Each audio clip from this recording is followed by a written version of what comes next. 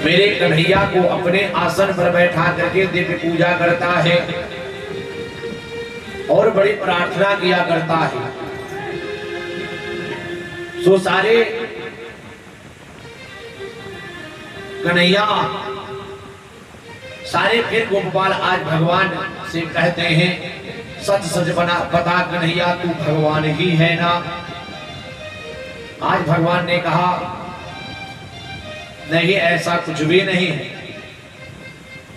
लेकिन बार बार जब गोपालों ने हट किया, कहा तू भगवान ही है।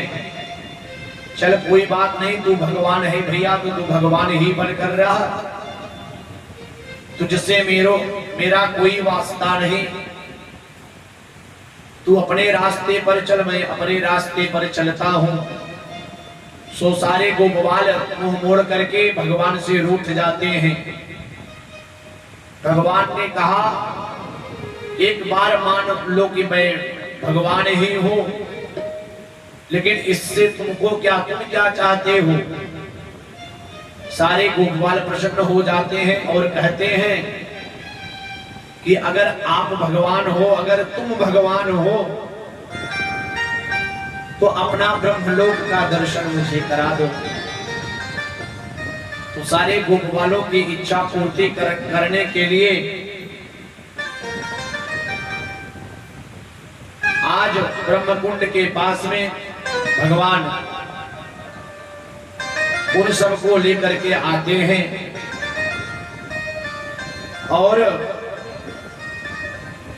कहते हैं सबसे पहले मैं इसमें डुबकियां लगाऊंगा, इसके बाद मेरे साथ सारे लोग लगा लेना।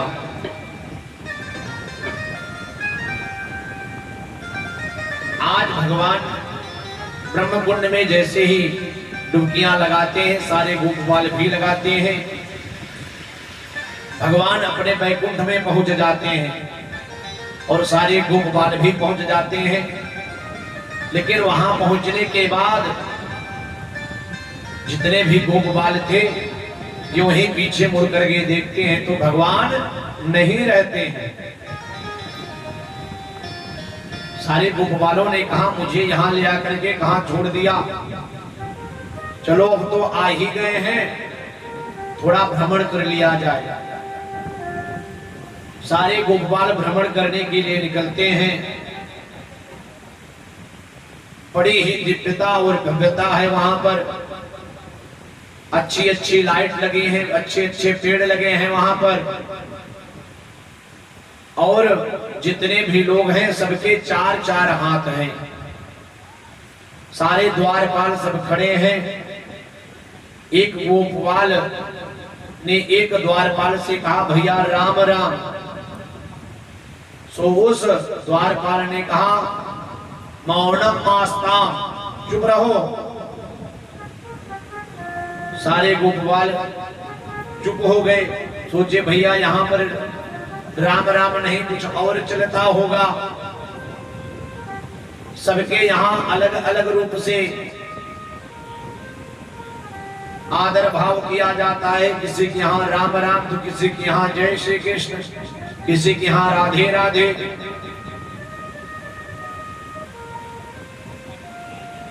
थोड़ा सा और आगे बढ़ते हैं तो देखते हैं कृष्ण कन्हैया लाल शेष की सैया पर विराजमान है। सो सारे ग्वाल बाल पहचान जाते हैं भगवान को। कहते हैं ये तो हमारा कृष्ण कन्हैया है, यहाँ पर आकर बैठा है। इसके तो बड़े अच्छे ठाट हैं यहाँ पर। काफी देर के बाद जब सारे गोपाल भ्रमण कर लेते हैं, भ्रमण करने के बाद गोपालों के मन में विचार आया। उन सब ने कहा ऐसे नगर में रहने से क्या फायदा, जिस नगर में भगवान का नाम न लिया जा सके, राम का नाम न लिया जा सके।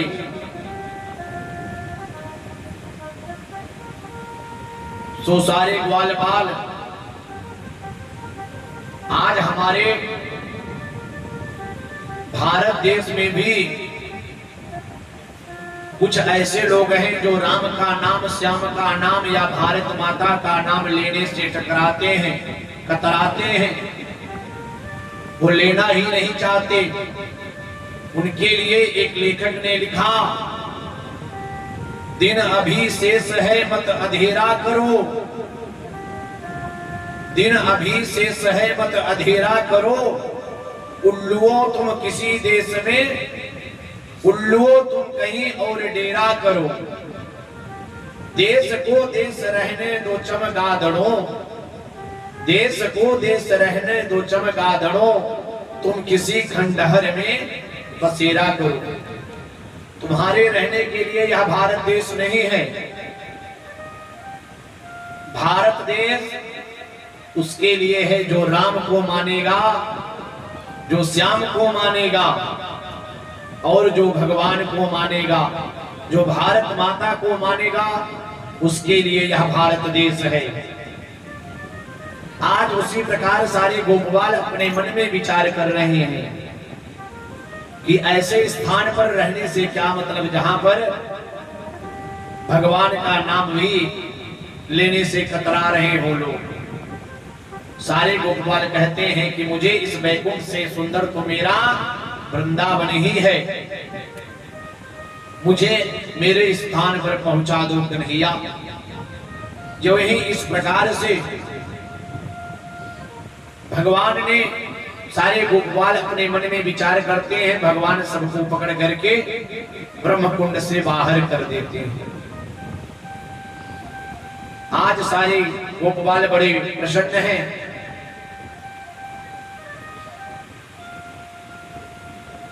इसके बाद भगवान बड़े हास्य परिहास के साथ में समस्त गोपबालाओं के साथ में रह रहे हैं।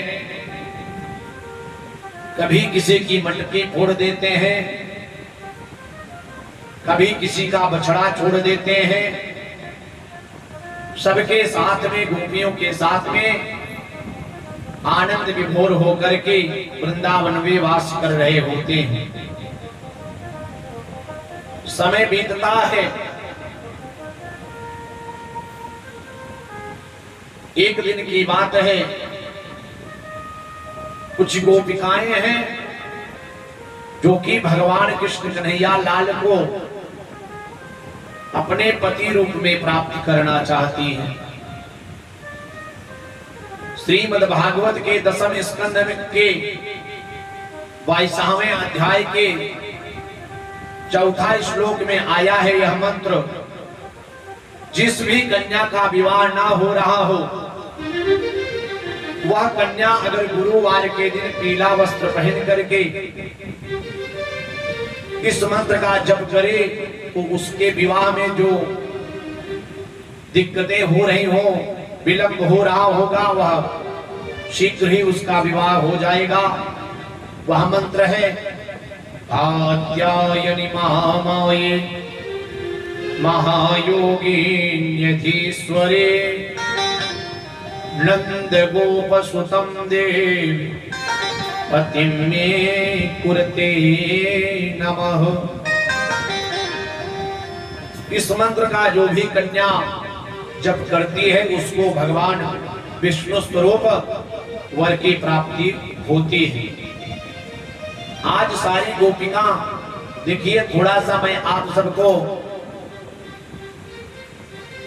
चैतन्य करना चाहूंगा, क्योंकि आगे हम आप सबको महाराष्ट्र में आज प्रवेश कराएंगे। मैं जिस कथा को आप सबको सुनाने जा रहा हूं वह चीर हरण है। चीर हरण का मतलब हुआ करता है हमारे बाह्य और आभ्यंतर के अंतर्गत जो आवरण लगा हुआ है। अच्छा, वह आवरण कैसा है? काम, क्रोध, मद, लोभ, मद, मात्सर्य, अहमता, ममता इत्यादि ये जो आवरण है, जब तक यह आवरण हटेगा नहीं तब तक महारास में प्रवेश नहीं कर पाओगे। महारास का जो प्रसंग है केवल 7-8 दिनों तक केवल महारास पर कथाएं बोली जाती हैं। कभी अवसर मिला तो आप सबको केवल महारास पर ही साप्ताहिक कथा श्रवण मैं कराऊंगा। लेकिन आज कथा प्रसंग के अंतर्गत यथा भावगत आप सबको गोता लगवाने का प्रयास करूंगा। बंधुओं, थोड़ा सा अपने हृदय को और अपने मन को यहां से जोड़ करके रखेंगे तो महारास में आप सब भी प्रवेश करेंगे। समय आता है, एक दिन की बात है, गोपिकाएं यमुना जी में स्नान करने जाती हैं। भगवान कृष्ण को पति रूप में प्राप्त करना चाहती हैं। सारी गोपिकाएं नग्न अवस्था में होकर के अपने वस्त्र को निकाल देती हैं और यमुना जी में स्नान कर रही होती हैं।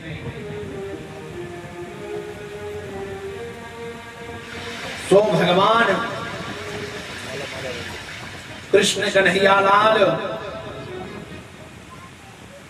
पीछे से आते हैं और भैया श्री रमेश शुक्ल जी का आगमन हुआ है। हम सब बड़भागे हैं।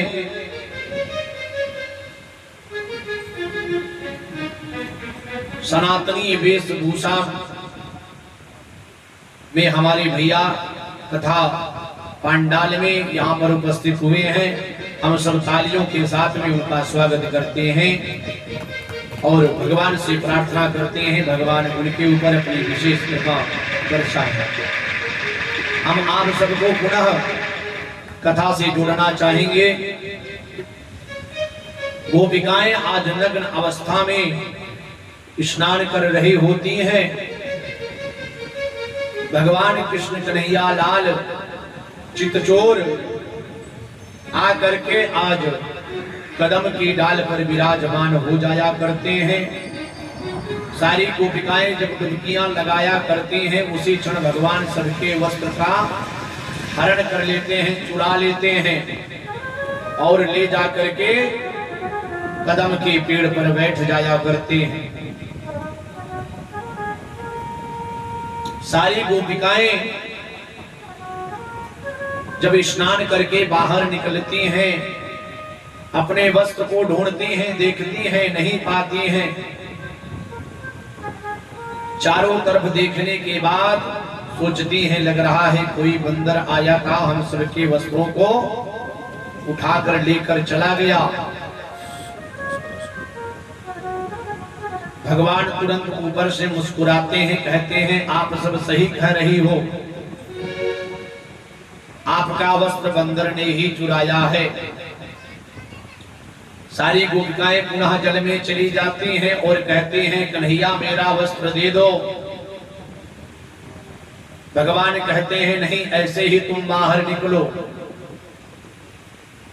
बार बार कहने के बाद नहीं मानते हैं। भगवान कहते हैं तुम ऐसे ही बाहर आओ। आज जितनी भी गोपिकाएं हैं उस भगवान को, उस ईश्वर को अपने अंतःकरण में बैठा करके प्रेम की गति जो हुआ करती है, प्रेम की जो पराकाष्ठा हुआ करती है, उसमें गोता लगाने के लिए आज गोपिकाएं अपने गुप्तांगों पर अपना हाथ रख करके बाहर आती हैं। भगवान मना कर देते हैं, कहते हैं नहीं, दोनों हाथ ऊपर करके तुम सब बाहर आओ। गोपिकाएं भगवान के कथनानुसार आज बाहर आ जाया करती हैं। बंधुओं ध्यान दें, अगर इस प्रसंग को, इस कथा को हम आप गलत रूप में ले तो यह मेरी मूर्खता है। कथा के प्रसंग के माध्यम से मैं आप सबको बताऊं, हमारे अंतःकरण के अंतर्गत जो आवरण लगा हुआ है अहमता और ममता का, मैं और मेरा का, जब तक यह खत्म नहीं होगा तब तक महारास में प्रवेश नहीं हो पाएगा। और महारास है क्या? भगवान की अंतिम पराकाष्ठा को पा लेना ही महारास है। भगवान को पा लेना ही महारास है। भगवान में ही डूब जाना महारास है। भगवान का हो जाना ही महारास है। भगवान में डूब जाना ही महारास है। और भगवान में डूबेंगे कब? जब तक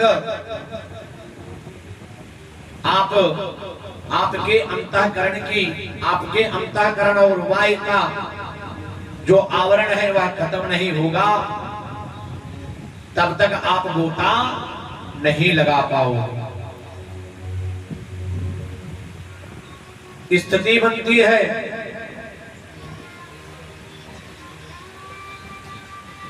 महारास में प्रवेश वही गोपियां कर पाए जिनका भगवान ने चीर हरण किया था।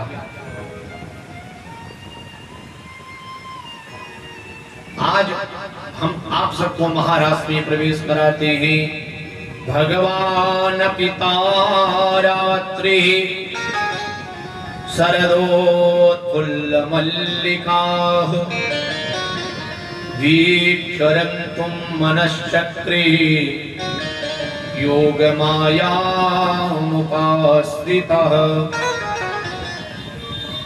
आज शरद पूर्णिमा के पावन अवसर पर